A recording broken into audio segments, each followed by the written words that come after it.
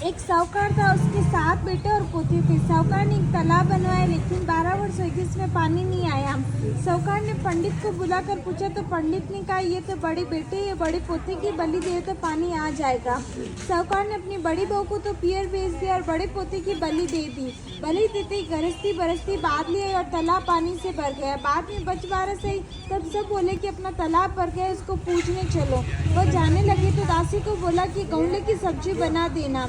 वह फिर गाय की बछड़े का नाम गौला था, उसने उसको काट के सब्जी बना दी। उधर साहूकार ने गाजे बाजे के साथ तालाब की पूजा की। साहूकार की बड़े बेटे की बहू भी पियर से तालाब पूजने के लिए आ गई। तालाब पूजने के बाद जब बच्चों को तिलक लगाकर लड्डू देने लगी, तो जिसकी बलि दी वह पोता भी गोबर मिट्टी में लिपटा हुआ तालाब में से आया कि मेरे भी तिलक करो और लड्डू दो। तब सास बहू एक दूसरे को देखने लगी। तब सास ने बहू को बलि देने की सारी बात बता दी और कहा कि बच बारस माता ने अपने साथ रहकर पोते को वापस दे दिया। तालाब पूछ कर घर गए, तब साहूकार ने पूछा कि गाय का बछड़ा कहाँ है, तो दासी बोली, मैंने तो उसे पका दिया।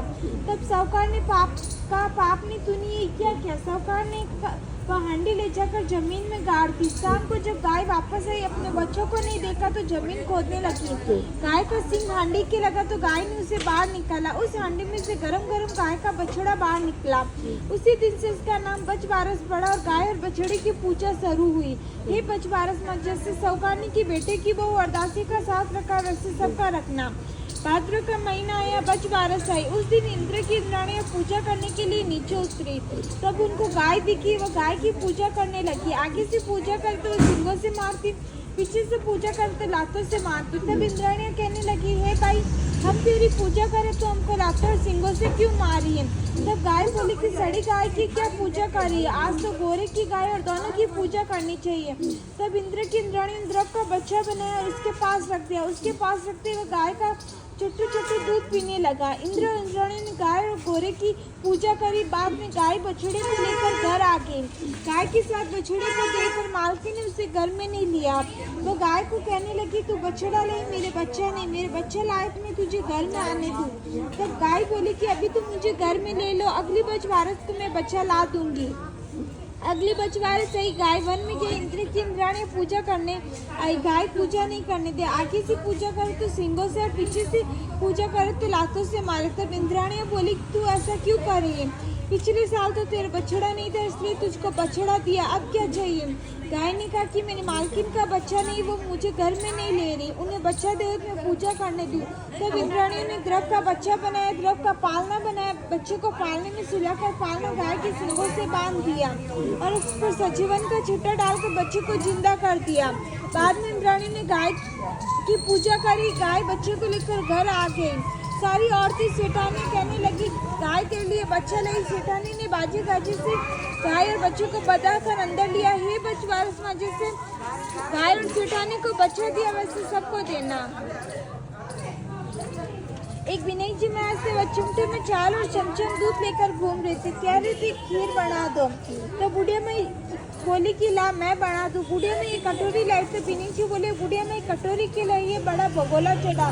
बुढ़िया माई बोली कि इतने बड़े में क्या करूँगी, ये कटोरी बहुत है। विनय जी बोले कि तू चढ़ा कर देख। बुढ़िया ने भगोला चढ़ा दिया, चढ़ते भगोला दूध से भर गया। विनय जी महाराज बोले कि मैं बाहर जाकर आता हूँ, तू खीर बना कर रखना। खीर बनकर तैयार हुई कि विनय जी महाराज आए नहीं। बुढ़िया माई ने अपनी बहू को कहा कि मैं विनय जी को बुलाने जा रही हूँ, तू ध्यान रखना। बुढ़िया चली गई, पीछे भूख लगी।